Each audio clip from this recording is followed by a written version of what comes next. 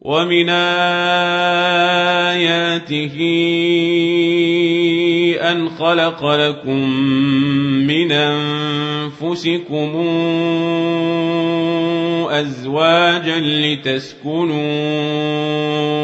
إليها وجعل بينكم مودة ورحمة إن في ذلك لآيات لقوم يتفكرون ومن آياته خلق السماوات والأرض واختلاف ألسنتكم وألوانكم إن في ذلك لآيات للعالمين. بسم الله الرحمن الرحيم. إن الحمد لله نحمده ونستعين به ونستغفره ونعوذ بالله من شرور أنفسنا ومن سيئات أعمالنا. من يهده الله فلا مضل له ومن يضلل فلا هادي له، وأشهد أن لا إله إلا الله وحده لا شريك له، وأشهد أن نبينا محمدا عبده ورسوله ومصطفاه من خلقه وخليله، أرسله الله بالهدى ودين الحق ليظهره على الدين كله، فبلغ الرسالة وأدى الأمانة ونصح الأمة وكشف الله به الغمة، صلوات ربي وسلامه عليه وعلى آله وأصحابه الأتقياء البررة وعلى من تبعهم بإحسان إلى يوم الدين. أما بعد، كان النبي صلى الله عليه وسلم إذا رفع من تزوج من أصحابه قال: بارك الله لك وبارك عليك وجمع بينك وبين أهلك في خير. فتأسيا بنبينا محمد صلى الله عليه وسلم واقتفاء لأثره نقول لأخينا: بارك الله لك وبارك عليك وجمع بينك وبين أهلك في خير. ونسأل الله بأسمائه الحسنى وصفاته العلى أن يكون هذا الزواج فاتحة خير عليه وعلى أمة محمد صلى الله عليه وسلم. ونسأل الله بأسمائه الحسنى وصفاته العلى أن تدوم المودة والألفة بين العروسين، وأن يرزق إن شاء الله سبحانه وتعالى الذرية الطيبة التي تدخل السرور على قلبيهما في الدنيا ويوم لقاء الله سبحانه وتعالى، ويومئذ يفرح المؤمنون بنصر الله. والزواج أيها الحضور الكريم شعيرة عظيمة من شعائر هذا الدين، وخصلة من الخصال الدالة على سماحة الإسلام ويسره. فإذا كان النصارى برهبانيتهم يبتعدون عن كل الطيبات وكل ما أحله الله، وكان اليهود يتنجسون بكل ما حرمه الله من الموبقات والعظائم، فإن هذا الدين هو دين الحنيفية السمحة، دين العبادة والشريعة والعقيدة. شرع الله سبحانه وتعالى لعباده الزواج والنكاح لما فيه من الفضائل والمقاصد العظيمة. وقد أثر عن النبي صلى الله عليه وسلم أنه رغب أمته في الزواج في نصوص كثيرة، وورد الأمر بالزواج في كتاب الله سبحانه وتعالى في غير ما آية، منها قول الله تعالى: وأنكحوا الأيام منكم الصالحين من عبادكم وإمائكم إن يكونوا فقراء يغنيهم الله من فضله. وقوله تعالى: فانكحوا ما طاب لكم من النساء مثنى وثلاث ورباع فإن خفتم ألا تعدلوا فواحدة أو ما ملكت أيمانكم. وقوله تعالى: ومن آياته أن خلق لكم من أنفسكم أزواجا لتسكنوا إليها وجعل بينكم مودة ورحمة إن في ذلك لآيات لقوم يتفكرون. وقوله تعالى ولقد أرسلنا رسلا من قبلك وجعلنا لهم أزواجا وذرية إلى غيرها من الآيات الواردة في هذا الباب التي ترغب في الزواج والنكاح. وأثر عن النبي صلى الله عليه وسلم أيضا من الأحاديث ما يدل على عنايته بهذه الشعيرة العظيمة لما يترتب عليها من المصالح والمقاصد الجليلة. من ذلك قوله صلى الله عليه وسلم تناكحوا تناسلوا فإني مباهن بكم الأمم يوم القيامة، وفي رواية فإني مكاثر بكم الأمم يوم القيامة. ومنها أيضا قوله صلى الله عليه وسلم وأتزوج النساء فمن رغب عن سنتي فليس مني. وقوله صلى الله عليه وسلم ثلاث حق على الله عونهم، وذكر منهم الناكح يريد العفاف. فالشاهد أن الترغيب في الزواج من الأمور المعلومة من الدين بالضرورة، ومن تركه زهدا فيه فقد ترك شعيرة عظيمة من شعائر الإسلام. الذي أريد أن أطرحه بين أيديكم في هذا اللقاء هو بعض الأساسيات التي ينبغي التركيز عليها في الحياة الزوجية، لأن الزواج قبل أن يكون متعة وفسحة وترويح عن النفس فهو مسؤولية أمام الله سبحانه وتعالى. فالمتزوج سيسأل أمام الله سبحانه وتعالى عن زوجته، وسيسأل عن أبنائه، وسيسأل عن كل صغيرة وكبيرة تربطه بهذه المرأة التي استحل منها ما استحل بشرع الله. لذلك لا بد أن يتفقه الإنسان في دينه قبل الإقدام على الزواج، أن يتفقه في أحكام الوليمة، كيف يولم وبماذا يولم، ومن يحضر في عرسه ومن لا يحضر، وأن يعرف حكم الاختلاط وحكم الأغاني والمعازف في مثل هذه المناسبات، وأن يتفقه في آداب الدخول بالزوجة، يصلي ركعتين ويذكر الذكر الذي علمه النبي صلى الله عليه وسلم للصحابة رضي الله عنهم إذا دخل بزوجه، يأخذ بناصيتها ويقول اللهم إني أسألك خيرها خير ما جبلتها عليه، وأعوذ بك من شرها وشر ما جبلتها عليه، ويذكرها بالله ويسمع منها ويتلطف بها. ثم تأتي الأحكام الأخرى المتعلقة بالنفقة، الأحكام المتعلقة بالغسل، الأحكام المتعلقة بآداب العشرة.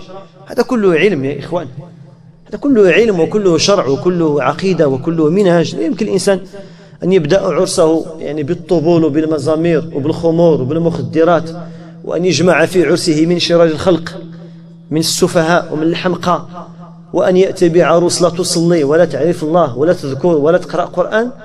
طبيعة الحال لا ينتج من هذا الزواج إلا ما ترونه من المصائب، وإلا ما ترونه من الجيف ومن الكلاب التي تنتشر في الشوارع. الزواج الذي يريده من الله الزواج المؤسس على تقوى من الله، الزواج الذي يقصد به الإنسان التقرب إلى الله، الذي يقصد به الدار الآخرة، يقصد به بناء المجتمع، يقصد به أن يخرج من صلبه من يحمل راية الدين. أما ما يفعله الناس اليوم فهو من باب تناكحوا تناسلوا كما تتناكح البهائم وتتناسل، إلا من رحم الله سبحانه وتعالى.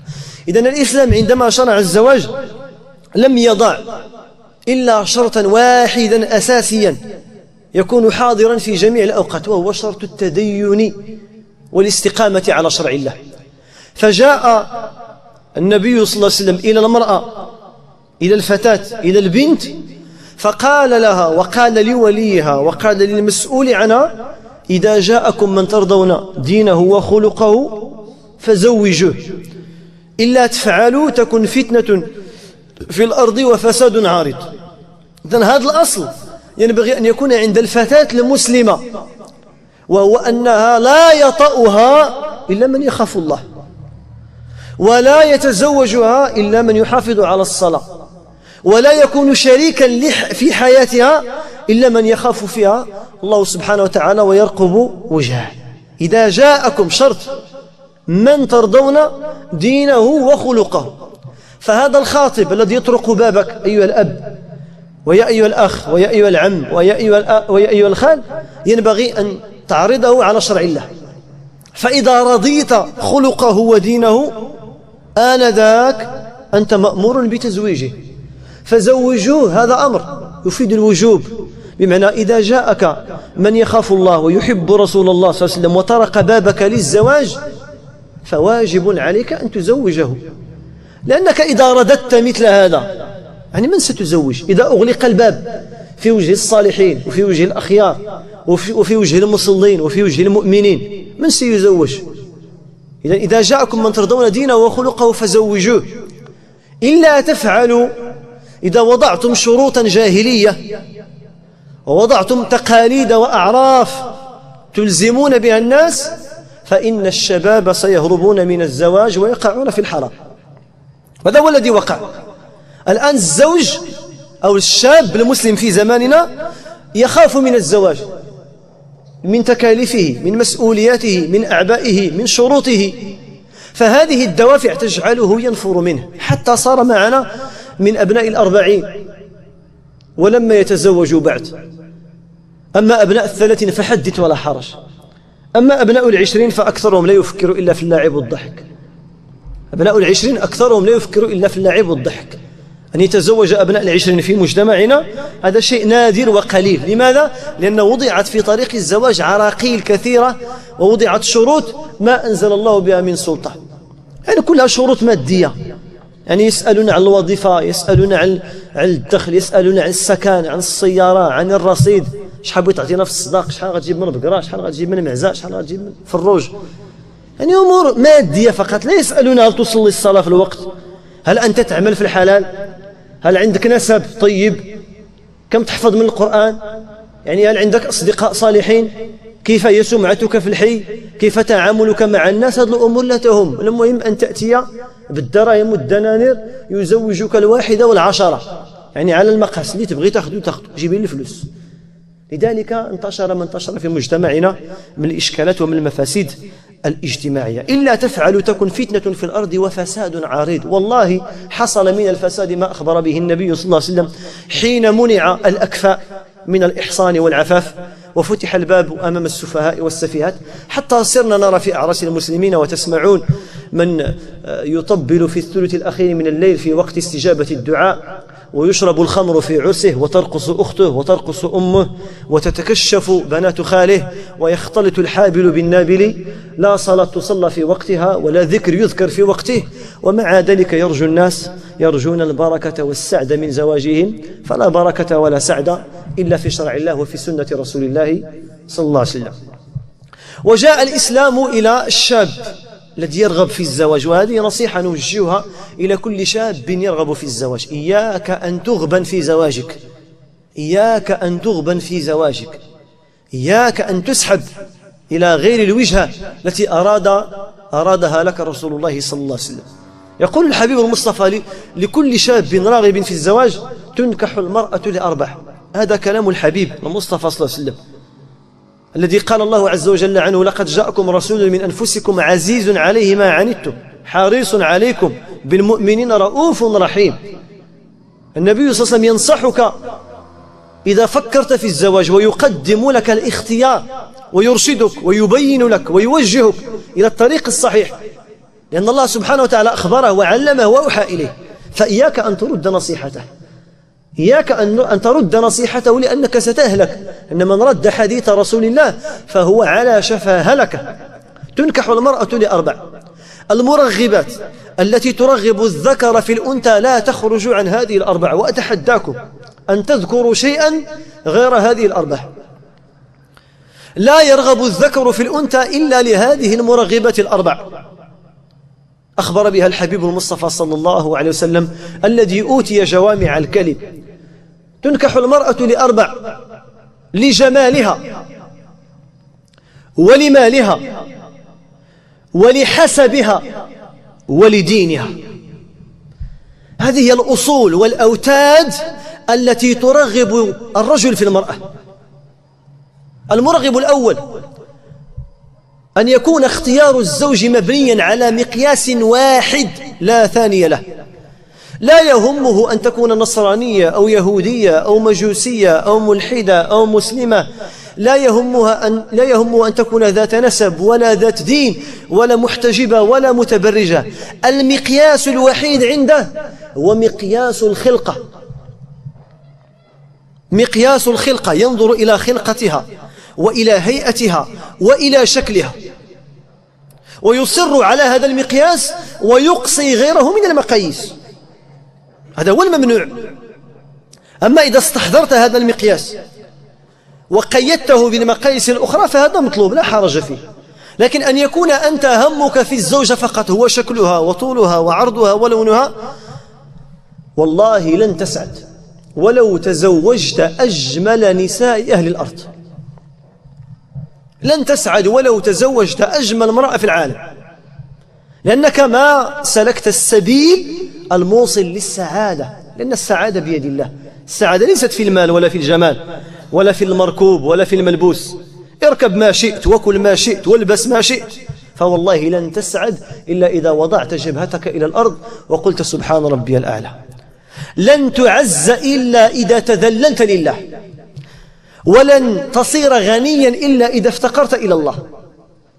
فعزنا بيد الله وغنانا بيد الله وسعادتنا بيد الله، وهذا شرع الله. فمن أراد السعادة فليأتي من بابها. من عمل صالحا من ذكر وأنثى وهو مؤمن فلنحيينه حياة طيبة. من أراد السعادة في بيته، في إدارته، في تجارته، في سيارته، في معمله، عليه أن يحكم شرع الله في نفسه. تنكح المرأة لأربع: لجمالها، وامرأة العزيز كما ذكر من ذكر من أهل التفسير أوتيت من الجمال ما يبهر أذكياء وعقلاء الرجال، ومع ذلك خانت زوجها. ليس لها دين يمنعها من الفاحشة، ليس لها وازع إيماني يحثها لتحفظ عرضها.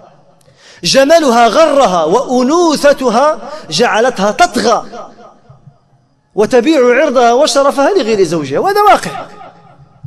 كم من الأزواج الآن يعيش هذا الذل ويتجرع ولا يكاد يسيغه، وتأتيه الفاحشة من كل مكان ويسمع ويعرف لكن لا يحرك ساكنا. أراد أن يكون ديوثا يتجرع مرارة الدياثة. امرأة العزيز جميلة لكنها جميلة في خلقتها، ذميمة في خلقها. وخبرها غير بعيد عليكم حين راودت سيدنا يوسف عن نفسه وقالت هيت لك، معنى تهيأت لك، فقال معاذ الله إنه ربي أحسن مثواي. تذكر الله سبحانه وتعالى ونعمه وإحسانه فاستعاذ بالله من شرها ورجع. ولمالها، بعض الناس يتزوج الفتاة لشيء واحد، يكون فقيرا صعلوكا بطالا فيتزوج امرأة ليتكئ عليها كما يقولون. زوج عند فلان راه عندهم البقاع، عندهم القطارات، تيمشي يقلب على القطارات حتى كيولي في الخطارات. هذا هو الهم تاعو. المراه هو مشو مرمى خدام كتافو باردين تيقلب على شي وحده لاباس عليهم، قال لك نسندو، نديرو علاش نسندو، وبغى يسند جيب شي وساده وسند مع راسك على الصباح. تيولي هذاك ماشي تيولي زوج، كيولي خدام. تتولي المراه هي اللي عندها القوامه، ما تيبقاش الرجال قوامون على النساء، تتولي ملكة قوامة على عبد الكبير بما أنفقت وبما اشترت، تتعلف فيه بحال شي كينكو. والنعاس هو المرأة تتصرف والمرأة خدامة، المرأة كتسوق، المرأة كتشري، المرأة كتخلص الضوء كتخلص الماء، هو كاع تبع القنوات. قال لك واحد الماتش اليوم زوين، واحد الماتش واعر، حياته كلها ماتشات، هو ما يخدم ما يردو. تيولي هذا مدلول ما يقدرش، لأن الرجولة ديالو هي القوامة. والشارع أوجب النفقة على الزوج، ما وجباش على المرأة. المرأة واخا غنية ما عندك الحق تقول لها انفقي عليا، أنت هو الزوج، أنت هو الرجل. فلا يخرجنكما من الجنة فتشقى، ماشي فتشقى يا الرجل هو اللي كيشقى ويمشي يخدم ويتعذب ويجيب المرأة. فاش انعكست القضية ولاو عندنا أشباه الرجال. الرجل اللي كيتصل مرته تاعته باش يتقهوى، يجمع الرجل عنده كي غادي يقول لها، كي غادي يتحكم، كيتصل مرته تاعته باش يشرب قهوة، راه ذل هذا، والله لا ذل.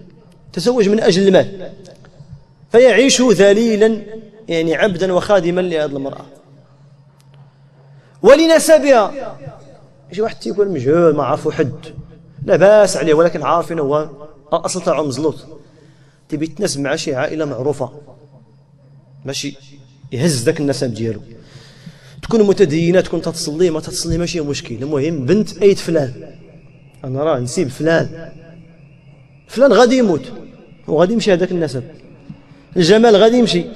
المرأة مهما كان جمالها براقا ولميعا لابد أن يذبل بحال الوردة.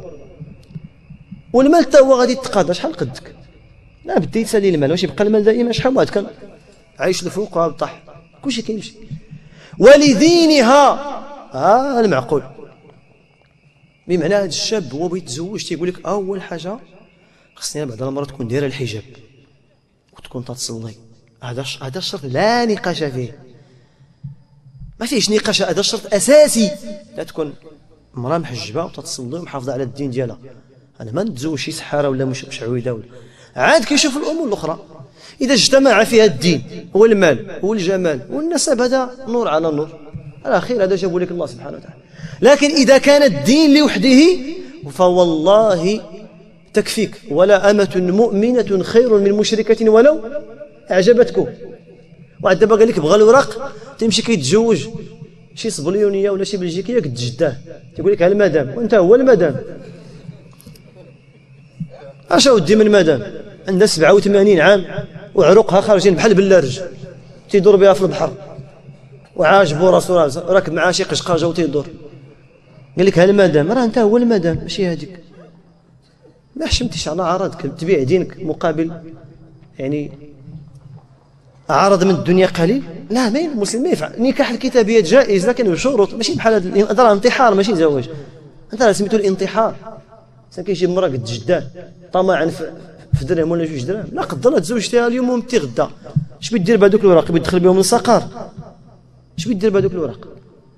الانسان يتخير لنطفته ويتخير لنسبه ويتخير لدينه. إذن هو الشرط الوحيد هو الدين، هذا هو الأساس.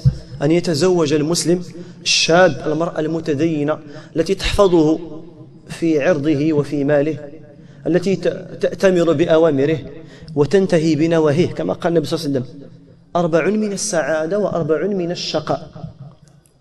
4 الأمور من السعادة، عناوين اللي بغى يشوف واش السعيد يشوف واش عنده هذه الأمور. من السعادة المرأة الصالحة، إذا نظرت إليها أسرتك. من علامات السعادة تكون عندك واحد المرأة صالحة. كي دير هذه المرأة صالحة؟ إلا شفتيها تتفرح، ماشي إلا شفتيها كتقول يا لطيف توش كداح نحلوفها.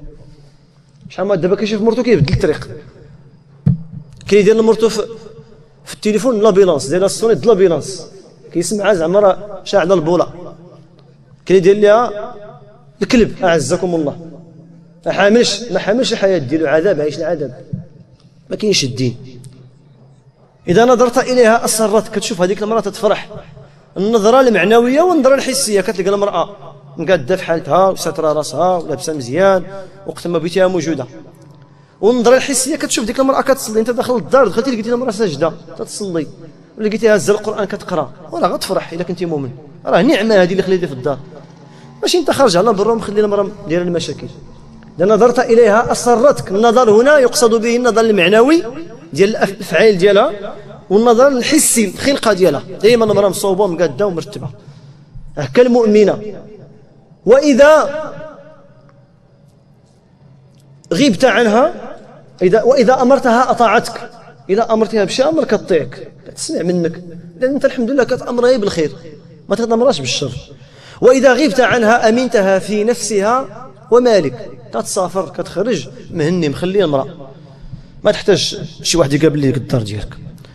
ومن السعادة أيضا المسكن الواسع، هذا علامة على السعادة. عندك واحد البيت واسع، كاين فين يجيو الضياف، كاين فين يجيو الصحاب، كاين فين يجلسوا العيالات، فين يجلسوا الرجال، كاين في اللي بغى يدوش، اللي بغى يتحمم، اللي بغى يرتاح، اللي بغى يقرا. البيت واسع الحمد لله، ما عندك حرج. كيجيو ضيوف تيلقاو الحمد لله فين يرتاحوا. هذا راه من نعم ديال الله سبحانه وتعالى. هذا البيت ينبغي أن تعمره بذكر الله.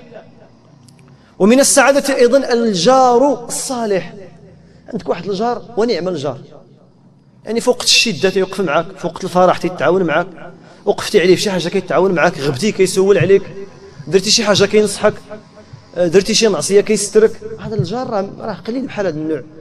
الجار الصالح كيفيقك للصلاة، يمشي معك للمسجد، كان عندك شي فرح ولا شي عرس يتعاون معك، عندك شي ابتلاء او شي مصيبه تلقاها في جنبك، هذا راه من نعم ديال الله سبحانه وتعالى.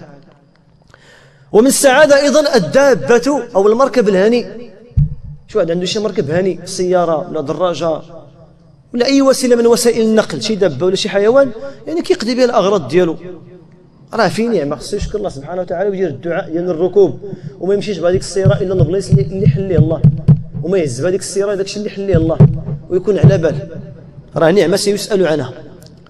وأربع من الشقاء، 4 الامور والعله من الشقاء ومن الحزن ومن الضيق. ذكر منهم المراه الفاسده، اذا نظرت اليها اساءتك.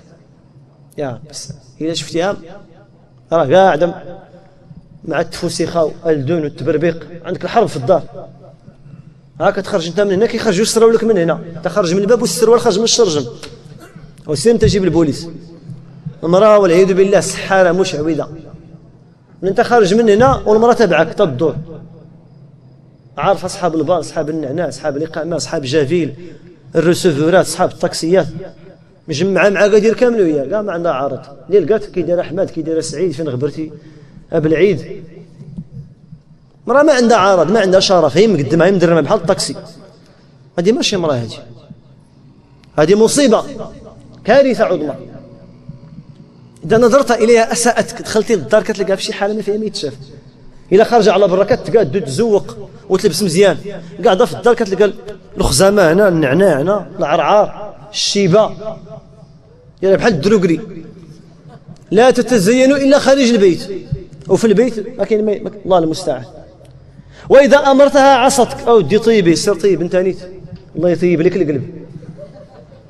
هاكا تقول لك المراه، جاو عندك الضياف تقول لك ما تصدعنيش، سير جيب لهم شي حاجه من برا، جاو والديك تحرجك معاهم، جات الام تاعك تنفخ عليها، مصيبه هذه. واذا امرتها عصتك، واذا غبت عنها لم تامنها في نفسها ولا في مالك. المراه ما فيها الثقه، يقدر تخرج انت من هنا تبيع الثلاجه من هنا، لا مع مولا فيري تقول لي مع السته راه كيخرج، بيع الماعن، تبيع كل شيء. شحال من واحد جا لقى الدار تهزات، والله عنده مشكله معاه، مشكل بالسيد جا لقاه الزوج ابوه نضت هز كلشي الحوايج.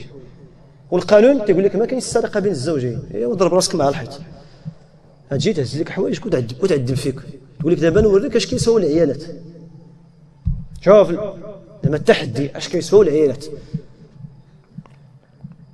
ومن الشقاء ايضا المسكن الضيق، عندك واحد البيت يلاه كتسرح رجليك كيتسد الباب، وانا مسكين ما كاين فين تنفس، يا ربي توسع على المسلمين. كاين اللي مسكين عنده هادشي، عنده بيت الكوزينه فيها 80 سنتيم، كتخرج المراه كيدخل هو، كاين والله الا كاين اللي عنده بيت واحد داير فيه دوزيام ايطاج، ديك السده كينعسوا اللي فوق كيطيحوا عليه،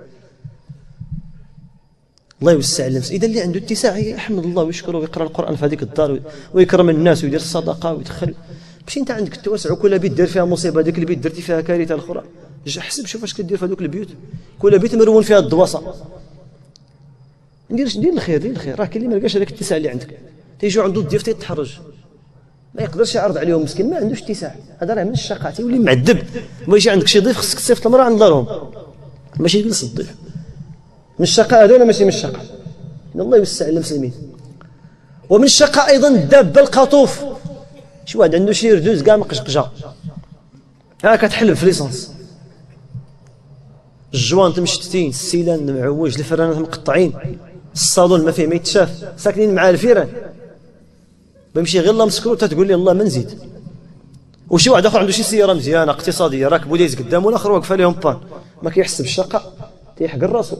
اذا كانت لقى دابا شي واحد راكب شي ركات كيركب وتيجيرها، راكب مرسيدس كيديرها، كاين واحد على برا، لان المركوب تيأثر، مش اللي راكب العود بحال اللي راكب الحمار، اللي راكب الحمار كيديرها، اللي راكب العود تيديرها، تلقى هذاك المركوب تيأثر. الا راكب الدراجه ماشي بحال راكب شي بوستر وانت غادي، ما حد كتركب شي حاجه غاليه كتحس بهذيك القيمه ديالها، كتحس بالقيمه تاع المركوب.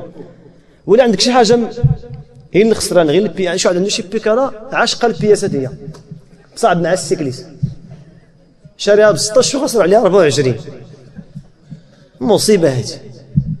راه اللي عنده شي طوموبيل خايبه عارف اش كنقول، يقول لك هذا فقيه ميكانيك مع راسو، عنده شي طوموبيل مبرزطه والو شراها مسخره قد هذه البياسه هذه عوج هذه، تا ولا الميكانيك ساكن معاه في الدار، والاخر عنده سياره تبارك الله اقتصاديه كيدير شويه ديال المازوت ولا ليسانس، راه هو في الدار البيضاء قاضي الغرض. نعمه نعمه نعمه نعمه، سبحان الذي سخر لنا هذا وما كنا له مقرنين وإنا الى ربنا لمنقلبون. شو انت ذاك ليسانس تكتشفوه باش يخدم لهذيك الطوموبيل، هاد الطوموبيل واش جبد انت ليسانس صنعوا. شو الله سبحانه وتعالى جبد ذاك الوقود ذاك البترول، الله عز وجل خلقه باش يكون لهذاك الاختراع تاع السياره، وهما دابا تيقلبوا كاع على شي حاجه اخرى كاع من غير ليسانس. والخيل والبغال والحمير لتركبوها وزينة ويخلق ما لا تعلمون، الطائرات والصواريخ والقطارات وغاجي باقي حوايج اخرين. هذا راه من نعم الله سبحانه وتعالى.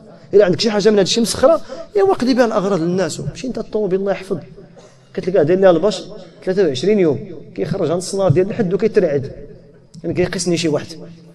انا بغيت تديها معاك انت للقبر، وصل الناس وقضي الغرض للجيران، واللي ما عنده شي غرض سير قضي عليه والتعاون باش يبارك لك الله في هذاك الشيء.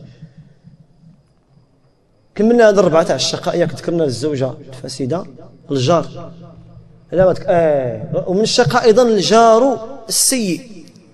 عندك شي جار هو مع 12 الليل يلاه كتبان ليه مهمومه، يلاه كيطلق هو ناس الغيوان مع 12 الليل، انت بغيت تنعس هو تيقول لك مهمومه، راه مهمومه نيت. لا ودي تصلت عليك بحال هذا ماشي مهمومه، يلاه هو 12 الليل يضرب القنفري بيدردك عليك الفوق ديال الدار، مهمومه قال لك، واكل الشارب لابس خدام عنده الدار الكونط عامر وقال لك مهمومه هذه الدنيا قال لك. هذا راه من سب الدار، هذه الاغنيه داخله في سب الدار، بحال كتعترض على قدر الله. مهمومه ودي عليك غير انت، حنا ما مهمومه، حنا بخير حمدنا الله وشكرناه. لكن انت مهمومه عليك الله يزيدك، ما حنا خويا حمدنا الله وشكرناه، ما حتى نسمعوا الاذان وتنشوفوا الجنائز وتنحضروا بحال هاد الاعراس، راه الحمد لله على كل حال. الانسان ما يعترض على قدر الله وعلى شرع الله. راه كاين بعض الاغاني كيغنيوها الناس كاع ما عارفين اش فيها، ليه ما شطح ما غنى ضاع ما يجاوب الجنه. شكون اودي قالها لك؟ هي الرسول ما غيدخلش الجنه، راه ما شطح ما غنى صلى الله عليه وسلم، قال لك اللي ما شطح ما غنى والله ما يجاوب الجنه. شوف انت الاغنيه والناس كيشطحوا بيسحبوا واش الجنه بالشطيح. كون كانت الجنه بالشطيح كلشي هادشي غادي للفردوس، كلشي كيعرف يشطح. وكانت الجنه بالشطيح حتى واحد ما غيدخل جهنم، الشطيح هو اللي ساهل. راك بغيتو غنفجروا المواهب، دروك نطلعوا نتعوجوا حتى حنا حداكم هنا وتعطيونا النقطه وفجرتي المواهب وكان عليك دير كذا وشرفتي المدينه وهزيتي الرايه وطيحتي القادوس وانت غادي. على من تضحكون؟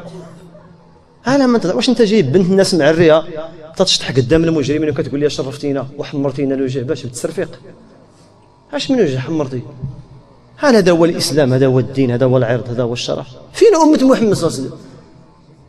هذا ما يشرف والله ما يشرف. اما بالنسبه للاساسيات اللي بغينا نتكلموا عليها ان شاء الله، هي اساسيات في الحياه الزوجيه. ضروري ان الانسان ياخذها باله، اللي مزوج ها هو غيسمعها ويحاول يشوف واش نطبقها، واللي ما مزوج هو يعرفها قبل ما يتزوج. حنا وذكر فان الذكرى تنفع المؤمنين، اللي عارف راه كنعاود نذكروه، اللي ما عارفش هو كيستفد. بالنسبه للمتزوج لا المراه ولا الرجل، وهذه النصائح اهديها لهذا الاخ اللي تزوج اليوم، طلب الله عز وجل ان ينفعه بها وسائر الحاضرين. اول حاجه خاصها باك اللي مزوج يكون عنده الاخلاص. اول اساس في الحياه الزوجيه هو الاخلاص. المعنى ديال الاخلاص ان الزوج ينفق على مرته ويخلص الضو ويخلص الماء ويخلص الكرا ويشري الدواء ويجيب اللي خصهم اللي قد عليه يدير جهده، وان يبتغي بذلك وجه الله. وما امروا الا ليعبدوا الله مخلصين له الدين حنفاء. يحتسب هذاك الشيء عند الله، راه كاع داك الشيء اللي خلصتي على مرتك وعلى ولادك راه مسجل في ميزان حسناتك، ما غاديش يضيعك الله، واخا ما شكروش هما، انت دير اللي عليك. ماشي المراه حيت دارت لك غتعطيها، حيت قالت لك غتقول لها، انت تجرد لله، تعامل مع هذيك المراه بحال شي امانه عندك. راه امانه عندك نيت، راه مستضعفه، راه واخا راه المراه مهما طلعت مهما نزلت راه ما مسكينه، راه لا حول لها ولا قوه، راه امراه راه ضعيفه، راه رفقا بالقوارير بحال شي قرايه الدجاج، راه تزديهم يتهرسوا. راه النساء بحالك كاين الخطر. اخلص لله في التعامل معها. من نهار تجيبها للدار قولوا انا غنتعامل مع هذه السيده لوجه الله، انا غندير معها جهدي لوجه الله، نفق عليها لوجه الله، نسترها لوجه الله، نكرمها لوجه الله، اللي خاصها نديرها لوجه الله. الا عندك هذا الاخلاص والله ما تعيا، ما عمرك غتوقف، لان ما كان لله دام واتصل. الا كنتي كتعامل معايا لله يبقى ديك المعامله دائمه، ما عمرك هاد الزوجه هادي غتسمع منك شي حاجه خايبه، لان انت مخلص. الا كاع هي ما شكرتش كتذكرها بالله الله يهديك. كذلك الزوجه بغات تغسل الماعن، بغات تسيق الدار، بغات تخمل، بغات تطيب، تقشر الخضره، الدري تبدل لي كوش كذا، كل شيء داك الشيء ابتغاء وجه الله، ماشي باش الراجل يعطيني ولا يشري لي مضمه ولا يخرجني ولا. انا هادشي تنديرو لله، انا تنتعامل معاك لله، كنتزين لك لله، كنتعامل معاك لله، قاعده في الدار لله، مقابله هذا الولد لله. انا بغيت تعطيني انت اعطيني حقي، ما بغيتش تعطيني راه غنوقف على قدام الله. اذا الاخلاص اللي عنده الاخلاص في الحياه الزوجيه ما يعياش، تلقاه تيستمر في العمل ديالو.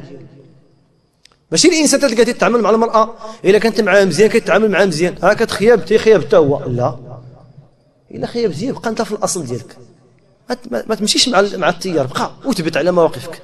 كنتي كتجيب قفه جيب جوج، كنتي كتشري لبسه جيب جوج، بقى هادي هكاك.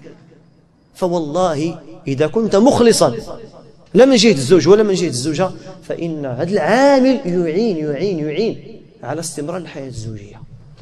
لأن الإخلاص هو سر الخلاص.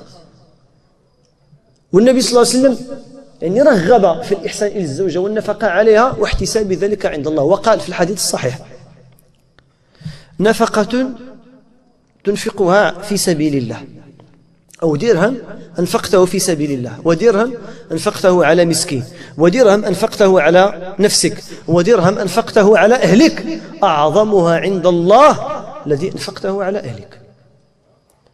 وتيقول النبي صلى الله عليه وسلم: اليد العليا خير من اليد السفلى، وابدأ بمن تعول. وتيقول: خيركم لأهله. والله تيقول في القرآن: وعاشروهن بالمعروف، وعاشروهن بالمعروف، يعني بالشيء المعروف عند أهل العقل وأهل الأعراف السليمة. عاشروهن بالمعروف. لا بد من الإخلاص. كل واحد فينا يشوف راسه واش كيتعامل مع زوجته لله ولا كيتعامل غير من أجل الوصول إلى مقاصد ومآرب. فمن كان تعامله لله لا شك أن حياته تستمر وتدوم. هذه هي الأساسية الأولى. احنا حطينا اللبنة الأولى، نكونوا مخلصين في التعامل ديالنا مع الأزواج ديالنا. الأساسية الثانية هي القناعة. ماشي أنت مزوج اليوم وغدا كتقلب على الحرام، باغي أن تقنع بزوجك. راه نزوجك نساء الدنيا كلهم، راه إلا ما عندك القناعة راه ما تقولش بركة. زين للناس حب الشهوات من النساء والبنين والقناطير المقنطرة من الذهب والفضة والخيل المسومة والأنعام والحرث. بدأ بالنساء، والرسول صلى الله عليه وسلم يقول: أول فتنة في بني إسرائيل كانت في النساء. وتيقول: فتنة أمتي النساء والمال. من الزوج خص يقنع بالزوجة ديالو، ما يبقاش عينيه تطلع لشي حاجة أخرى، راه ما بقيتيش أعزب. كذلك الزوجة ينبغي أن تقنع بزوجها، هذا هو رزقك، هذا الشيء اللي قسم لك الله. راه الزوجة راه رزق، راه ماشي شطارة ولا حداقة ولا قمر. راه الزوجة راه الدور تاتعيا، راه داك الشيء اللي قسم لك الله هو اللي غتدي. شحال من واحد ساكن في أكادير وكتب ليه الله يتزوج في الناظور، ما عمرو شاف كاع الناظور كي دايرة. شحال من واحد ساكن في المسيرة وتزوج حدا الدار. شحال من أرزاق. ما من يعني واحد منا إلا وقد سبق في علم الله من سيتزوج وبما سيتزوج. هذا خصنا نقنعوا بهذاك الشيء اللي قسمني الله. وعلاش؟ راه كاين ما أحسن منك وما عندوش بحال ديك المرأة اللي عندك في الصبر ديالها وفي الأخلاق ديالها وفي التعامل ديالها. من عباد الله من هو أفضل منك وما تزوج بمثل هذه المرأة. لا يفرق مؤمن مؤمنة إن كره منها خلق رضي منها آخر. إذا فيها هذه خيبة وهذه خيبة وهذه خيبة، راه فيها أمور أخرين مزيانين. من ذا الذي ما ساء قط ومن له الحسنى فقط. من ذا الذي ترجى سجاياه كلها كفى المرأة نبلا أن تعد معايبه. إذا كانت المرأة مثلا فيها كثرة الهضرة راه فيها إيجابيات أخرين. الإنسان ماشي تشوف أنت غير واحد الجزئية. تلقى الإنسان عنده مشاكل مع المرأة في شي مسألة بس يخلي هذاك الشيء، بس تكون متغابي شوية، عاود تغمض عينيك. ماشي تدي أنت مع المرأة رقيب عتيد، جايب كيلو البصلة وكتحسب البصلة واحد هذه نهار اثنين، هذه نهار ثلاثة، هذه نهار الأربعاء، نهار الأربعاء فين البصلة؟ بزاف هادشي. جايب الزيت ومعلمها بالفتر فين وصلت لقرعة الزيت. كودي لاباس ميك شوية عدود، راه راه المرأة راه ماشي جماد، راه بشر، عود دوز شويه اطلق. بعض الامور الانسان يغمض عينيه فيها ما لم تنتهك محارم الله. كاين شي امور يتجاوز عليها، ماشي لا انا المرأة ندخل انا خصني نلقى الغدا، ما حطيت الغدا نقلبها منويه سبع انا تلقى زعما يتحبوش ديال الرجوله. يو بنتك انت واختك وامك وخالتك بغيتي تعامل معهم التعامل ما ينبغي الانسان تكون فيه شويه الرحمه. راه النبي صلى الله عليه وسلم كان اذا كان في البيت يكون في شأن اهله، كان يقوم البيت ويقطع اللحم ويخيط الثوب، كنت يتعاون النبي صلى الله عليه وسلم مع اهله، كنت يتعاون مع الاهل ديالو. الشيء ماشي عيب. اذا لا بد من القناعه الماديه والقناعه المعنويه. القناعه الماديه عاود تكون في الاول تقول لك البنت شوف انا ما تيهمونيش فلوس، انا وياك نفرشوا الارض ونتغطاو بالسماء وانا نسكن معك في بيت. كتعقد حماد كري لي في السلام تشيره خايبه. في الاول كلشي الهضرات يشدوك تيبداو يكزروا فيك، تجي عندهم في الاول حنا سيدي ما نكلفوا عليك والو، ما نشرطوا عليك والو، كيجبدوا ديك والو الاشباع سطد الحركات. تتقول انت ولقيت النساب غير كتدخل المعمعه تيقول لك يا مسكين راه حنا ما مولفينش هادشي، جيب ليها جيب شوف كي دير تسلفوا راه خيركم لاهله، يجيبوا لك حتى النصوص. لا الانسان يقنع المراه داكشي اللي عند زوج كقنعي به. جاب راه مع هذا اللحم الله يجازيه بخير، جاب نص كيلو ما جابوه له الله يجازيه بخير، غير هو يدير جهده. ماشي عاود الراجل اللي كتلقاه هو خارج مع الشيف حميده رونالدو مع الشيف الزرده وسيدي بيبي واورير وجاي للدار جايب لهم ربعه الشعريه ولا يحالهم كلوا الله يعطيكم الحبس. لا كل مع ولادكم الاولين، تعشى مع ولادكم الاولين وكرموا ولادكم الاولين. شحال واحد في هذه القاعده كيجلس مع اصحابه في القهوه يخلص على هذا وشرب هذا يشرب هذا كيجبد بالزرقات، كيجي الدار كتقول لي المراه الزيت والله الا كيسمع شي كلام نحشم نقولوا لكم هذا راه واقع. قول لي المراه الدري خصو ليكوش ولا ما تسطعينيش، الدري خصو الحليب اعطيه الماء، ولا خرج هو على برا كيجبدها بالزرقات هكا اخويا كيبيبان قدام الناس. الرياء راه بدا بمرتك هي الاولى، راه الا ما كنتي مزيان مع مرتك راه ما تكونش مزيان مع حد. لا بد من القناعه، يقنع الانسان بداك الشيء اللي قسم ليه الله سبحانه وتعالى. راه السعاده ماشي في المال، راه كاين اللي عايش مع مرته في بيت وحده وعايشين حياه من احسن ما يكون، صلاه الصبح والفطور في الوقت والقران والذكر صله الرحيم الفسحه النزهه، كيدخل الراجل كيقد حوايجته في هذاك البيت. وكاين اللي عايش في القصر وعايش في الفيلات، ولكن ما كاين السعاده، ما كاين السعاده، ما كاينش الحزن، ما كاينش القناعه، الناس ما تيقنعوش. اذا الاصل الثاني هو القناعه. والنبي صلى الله عليه وسلم تيقول ارضى بما قسم الله لك تكون اغنى الناس. راه اغنى رجل في العالم ماشي هو بيل غيتس، راه غلط. اغنى رجل في العالم هو اقنعهم بما قسم الله له. ليس الغنى عن كثره الاعراض، لا، ولكن الغنى غنى النفس. كاين اللي عنده 10 دراهم وناشط والله ما عنده سوق، تينعس كيشخر. كاين اللي عنده 100 مليون غدا غيدخل الكونتينير البوليس الديوانه اش غادي ندير؟ النعاس معذب، النعاس معذب فيه، نعس وكتبان ليه الديوانه بحال بوجلود هازين عليه العصا يقول لك ياك شطوني غدا. واحد عنده 10 دراهم داخل مسكين كتسمع خر كيطلق هذاك الشيء كتسمعه من الزنقه بخير والله ما عنده سوق، ما عنده سوق، مسلم اموره لله، مرتاح. تيخرج كيبيع شي سرديلات ولا شي خضيرات كيرجع ماشي هو ومرته ناعسين، الوليدات كيدوروا حداه كجمج انت جلس انت وناعسين، الاخر كتلقاه ولادهم ما كيشوفهم، راه في القصر ولده راه في الحفاري بشي طوموبيل غادي ما عرف واش يروح ولا ما يروح، واش يرجع ولا يدقوا شي واحد في الطريق. مشاكل. البنت راه مسافره افران ولا مكناس ولا غادي الفيستيفال ديال عيساوه ولا القناوه ولا داكشي كيمشيو في هذا الصيف، البنت دايعه والدري دايع والاب حتى هو دايع ولا المراه دايعه. واش غنديروا حنا بهذا المال كاع؟ هذا المال راه ميلنا عوجنا على الطريق لا يجيبوا. تلقى واحد فقير عنده جوج بيوت ولادو ناعسين مع 8 عايشين مرتاحين الحمد لله وشكرينه. الاصل الثاني هو القناعه. الاصل الثالث الصدق. راه الا مشات المراه تعرفاتك كذاب طاحت القيمه ديالك. تلقى شي واحد جاي عندهم النهار الاول باغي يخطب كيمشي كيتسلف شي كومبلي ولا شي كرافات يمشي يكري شي طوموبيل وجاي نعمس وجايب الحلاوي ديال ميني بان ومعلي زعما هذا كيدخلها كيخطب.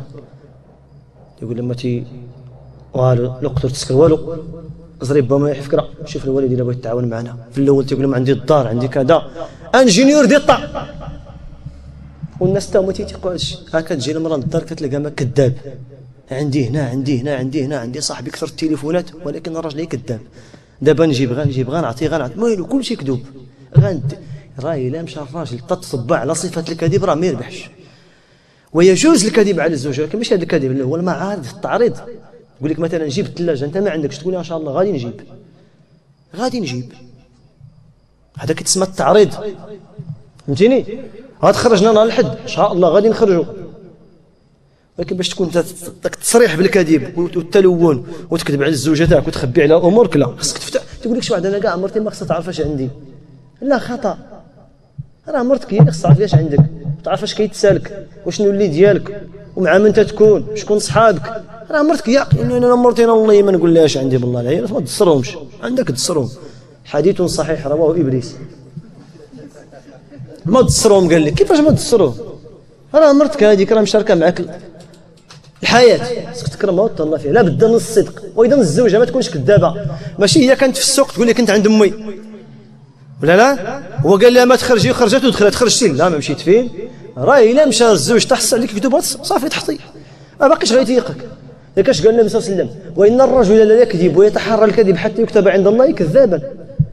والكذب راه صفه قبيحه وذميمه. لا بد يكون الانسان صادق مع الزوجه ديالو ويكون محدد الهدف ديالو. اذا الاخلاص، القناعه، الصدق. اخر اساسيه اللي غنختموا بها ان شاء الله هي الصبر. لانه الحياه الزوجيه راه ماشي نهار العرس هو الزواج. العرس راه عمر، راه عقد مؤبد. راه مرتك في الدنيا هي مرتك في الاخره. المراه معك في الصيف، في الربيع، في الخريف، في الليل، في النهار، في الصحه، في المرض، في الفرح، في الحزن. راه لا بد غتشوف منها شي حاجه، ما يمكنش لا بد تختلفوا، لا بد تخاصموا. الرسول صلى الله عليه وسلم هجروا الازواج ديالو شهر وتخاصموا معاه، قال لي حتى حنا راه بينا خصك تهلا فينا تيطلبوا حقوقهم. هذا لا بد غادي يكون. ما يمكنش تصور انت المراه دائما هي مقاده، لا بد انت لا بد تقلق. يعني خصك الصبر. الى تقلقات المراه هبط انت، تقلقتي انت تهبط المراه. ان يصبر بعضكما على بعض، تصبروا على الاذى ديال بعضياتكم. لذلك اش قال ابن مسعود للزوجه ديالو؟ قال لها ان رايت مني شيئا فاحتسبي واصبري، وان رايت منك شيئا احتسبت وصبرت، والا لم تدم عشرتنا. الا الناس دابا اللي مزوجين علاش باقيين مزوجين؟ قرامه الصبر باش شادين. واللي مفارقين علاش مفارقين؟ هذيك قرامه الصبر ما عندهمش. تتجي شي مشكله صغيره تيطلع الراجل كتطلع المراه كتوقف الحياه الزوجيه، كيضيعوا الابناء وكيتشردوا الابناء وكيتشتتوا الاسر. اذا لا بد الانسان يصبر، لان الزواج بحال واحد السفينه غاديه في البحر.